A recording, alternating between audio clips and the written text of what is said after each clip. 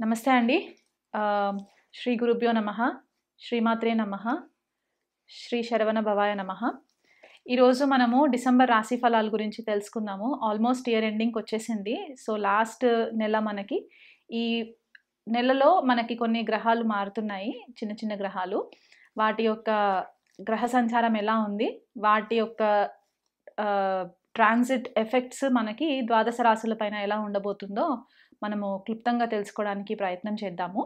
కానీ దానికంటే ముందు మనము తెలుసుకోవాల్సింది ఏంటంటే ప్రజెంట్ గోచారం ఎలా ఉంది గ్రహాల యొక్క సంచలన ఆకాశంలో. ఓకేనా? సో ఇప్పుడు మనకి రవి చూసుకుంటే డిసెంబర్ 15వ తారీఖు వరకు కూడా మనకి వృశ్చిక రాశిలో సంచారం జరుగుతూ ఉంటుంది. డిసెంబర్ 15వ తారీఖు రాత్రి 10:15 ఇండియన్ స్టాండర్డ్ టైం ప్రకారము ఆయన ధనుసు రాశిలోకి ఎంటర్ అవుతారు. బుధుడు వక్రీగతిలో ఉండి వృశ్చిక రాశిలో సంచారం జరుగుతుంది జ్యేష్ఠ నక్షత్రంలో. అక్కడ గంధాంట డిగ్రీస్లో ఉంటారనమాట బుధుడు ఈ డిసెంబర్ 15వ తారీఖు వరకు కూడా. ఆ డిసెంబర్ 15వ తారీఖు నుంచి మంత్ ఎండింగ్ వరకు కూడా బుధుడు వృశ్చిక రాశిలోనే ఉంటారు.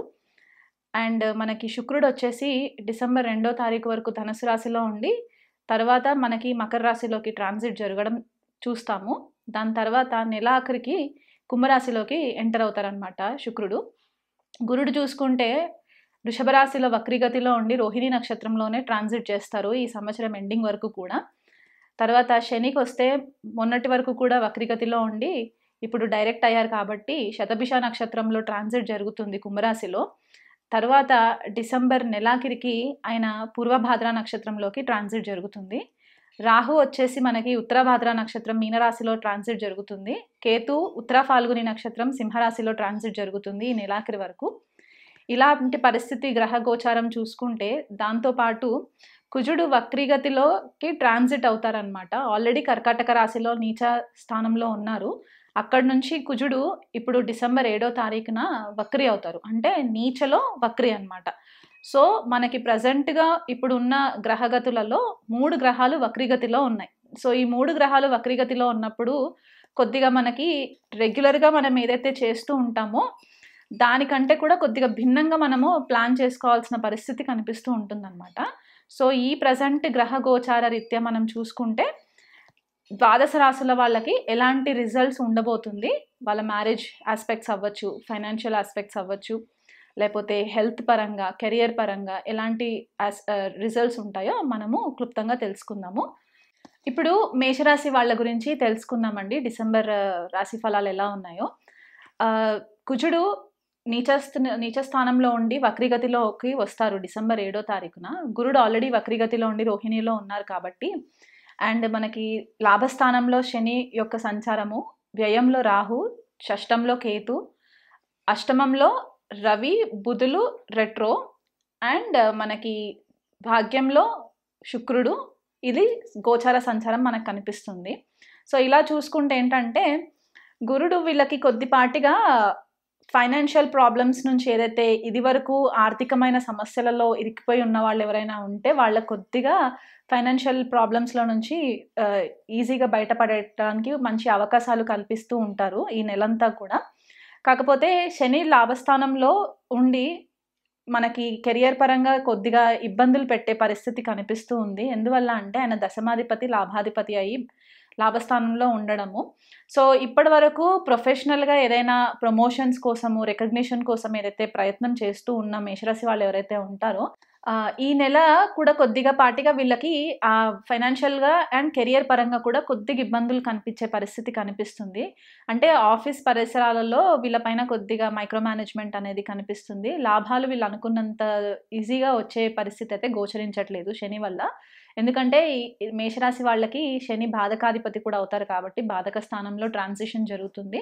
అండ్ మొన్నటి వరకు కూడా వక్రీగతిలో నుండి డైరెక్ట్ అయ్యారు కాబట్టి దానివల్ల కొద్దిగా వీళ్ళకి మళ్ళీ ఆఫీస్ ఎన్వైరన్మెంట్లో అడ్జస్ట్ చేసుకోవడానికి కొద్దిగా టైం పట్టే పరిస్థితి మనకి కనిపిస్తుంది అనమాట. పంచమాధిపతి రవి అష్టమంలో ట్రాన్సిట్ అవ్వడము, షష్టాధిపతితో కలిసి బుధుడు రెట్రో అయి ఉండడం, అంటే వక్రీగతిలో ఉండడం అష్టమ స్థానంలో పిల్లల పట్ల వీళ్ళకి కొద్దిపాటిగా హ్యాపీనెస్ కనిపించే ఛాన్సెస్ ఉంది. అంటే పిల్లలు వాళ్ళ మేషరాశి వాళ్ళ పిల్లలు ఎవరైతే ఉంటారో వాళ్ళు మంచి ప్రోగ్రెస్, ఎడ్యుకేషన్కి సంబంధించి మంచి ప్రోగ్రెస్లోకి రావడము, ఎవరైనా అబ్రాడ్కి వెళ్ళి చదువుకునే పిల్లలు ఆ వయసులో ఉన్న వాళ్ళు ఉంటే కనుక వాళ్ళకి మంచిగా ప్లానింగ్ చేసుకొని దూరదేశ ప్రయాణాలు చేసుకోవడానికి కూడా ఈ నెల మంచి టైం పాసిబిలిటీ అని చెప్పుకోవచ్చు. ఎందుకంటే కొన్ని యూనివర్సిటీస్ అబ్రాడ్‌కి వెళ్ళడానికి జనవరిలో ఓపెనింగ్స్ ఉంటాయి కాబట్టి, ఈ డిసెంబర్‌లో ఆ ప్లానింగ్ కొద్దిగా మేషరాశి వాళ్ళ పిల్లలు మనకి ప్లానింగ్ చేసుకునేటట్టయితే కనిపిస్తూ ఉంది.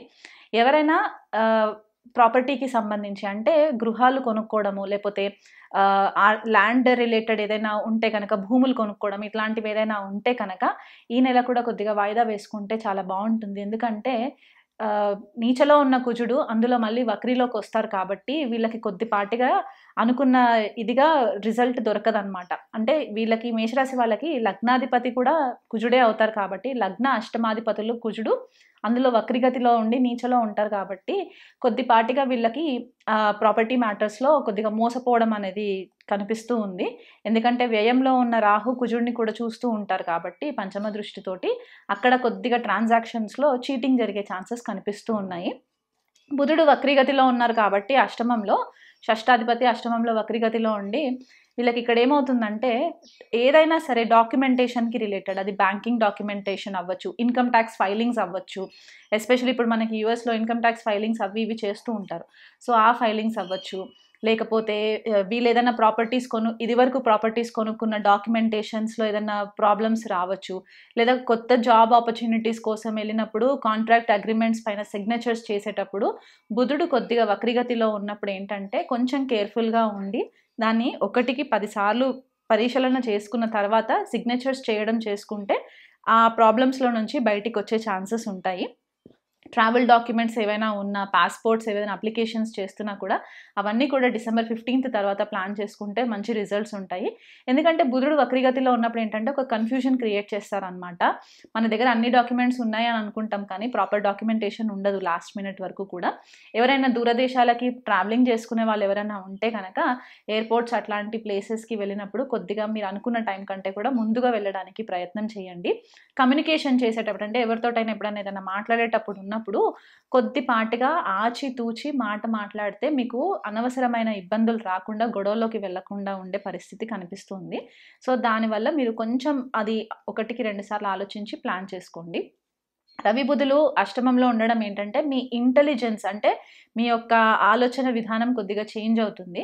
స్వతహాగా ఇది బుద్ధాదిత్య యోగ కిందికి కన్సిడర్ చేస్తారు. ఎందుకంటే రవి కూడా తన మిత్రక్షేత్రంలో ఉన్నారు కాబట్టి అది కొద్దిగా మనకి హెల్ప్ అవుతుంది. సో మీ ఇంటెలిజెన్స్, మీ క్రియేటివిటీ అంతా కూడా ఈ నెల బాగా పనిచేస్తుంది అనమాట. మంచి ఆలోచనలు చేస్తూ ఉంటారు. ఆ ఆలోచనలని మీరు మంచి ప్లానింగ్లో పెట్టి అది కెరియర్ పరంగా మీకు హెల్ప్ అయ్యేలాగా కూడా మీకు ఫేవరబుల్ రిజల్ట్స్ ఉంటాయి. ఎందుకంటే మనకి ధనుస్సులో శుక్ర సంచారం జరుగుతుంది. తర్వాత December 2వ తారీఖున శుక్రుడు మనకి దశమ స్థానంలోకి మకర రాశిలోకి ఎంటర్ అవుతారు కాబట్టి అక్కడ గురువు యొక్క దృష్టి పడుతుందన్నమాట. శుక్రుడి పైన అంటే ఒక శుక్రుడు ఆల్రెడీ మనకి గురువు లాగానే అనుకుంటాము, దైత్య గురు అంటారు. అలాంటి శుక్రుడి పైన మళ్ళీ గురు యొక్క వీక్షణ పడుతుందన్నమాట, నవమ దృష్టి పడుతుంది. కాబట్టి ఇది మీకు మంచి ఫేవరబుల్ రిజల్ట్స్ ఇవ్వడానికి కూడా చాలా బాగా హెల్ప్ అవుతుంది. మీకు మీ వైఫ్ నుంచి కానీ, అంటే ఎస్పెషల్లీ మేషరాశి వాళ్ళు జెంట్స్ ఉంటే కనుక భార్య నుంచి మీకు మంచి సపోర్ట్ వచ్చే సిచ్యువేషన్స్ కనిపిస్తున్నాయి. December 2వ తారీఖు తర్వాత మీకు కొద్దిగా ఆర్థికంగా కూడా కొంచెం చేంజెస్ కనిపిస్తాయి. ఇంటికి సంబంధించి మీరు డబ్బు ఎక్కడ ఖర్చు పెడతారంటే ఏదైనా కొత్త ఫర్నిచర్ కొనుక్కోవడము, లేకపోతే ఇంటిని కొద్దిగా రీఫర్నిషింగ్ చేసుకుందామనే ఆలోచన వచ్చినప్పుడు అక్కడ కొద్దిగా డబ్బు ఖర్చు పెట్టే పరిస్థితి కనిపిస్తుంది. ఎందుకంటే ద్వితీయంలో గురుడు అండ్ దశమంలో శుక్రుడు మనకి ఈ ట్రాన్సిట్ జరుగుతుంది కాబట్టి ఆ రకంగా కొద్దిగా మనకి డబ్బు ఖర్చు అయ్యే ఛాన్సెస్ కనిపిస్తూ ఉన్నాయి. భార్యాభర్తల మధ్య కూడా మంచి సఖ్యత పెరుగుతుంది ఎప్పుడైతే శుక్రుడు మనకి దశమంలోకి వెళ్తారో. అలా కాకుండా ప్లానింగ్ చేసుకుంటారనమాట. ఫైనాన్షియల్ ప్లానింగ్ అంటే లాంగ్ టర్మ్గా మనకి ఫైనాన్షియల్ ఇష్యూస్ రాకుండా ఉండడానికి మంచి లాంగ్ టర్మ్ ప్లానింగ్స్ చేసుకుంటారు. ప్రాక్టికల్ డెసిషన్స్ తీసుకుంటారు. ఎప్పుడైతే శుక్రుడు మకర రాశిలోకి వెళ్తారో, మకర రాశి చాలా ప్రాక్టికల్ సైన్ కాబట్టి అక్కడ ఆర్థిక లిక్విడ్ క్యాష్కి సంబంధించి కొద్దిగా వాళ్ళు ప్రాక్టికల్గా డెసిషన్స్ తీసుకునే సిచ్యువేషన్స్ కనిపిస్తాయి. పార్ట్నర్షిప్స్లో ఉన్నప్పుడు కనుక పార్ట్నర్షిప్ బిజినెస్ చేసేటప్పుడు కొద్దిపాటిగా మీరు అనుకున్నంత రిజల్ట్స్ రాకపోవచ్చు, కొద్దిగా అప్స్ అండ్ డౌన్స్ కనిపిస్తున్నాయి అక్కడ. ఆ విషయంలో కొద్దిగా ఆచితూచి ప్లానింగ్ చేసుకొని డబ్బు ఇన్వెస్ట్ చేయడానికి ట్రై చేయండి.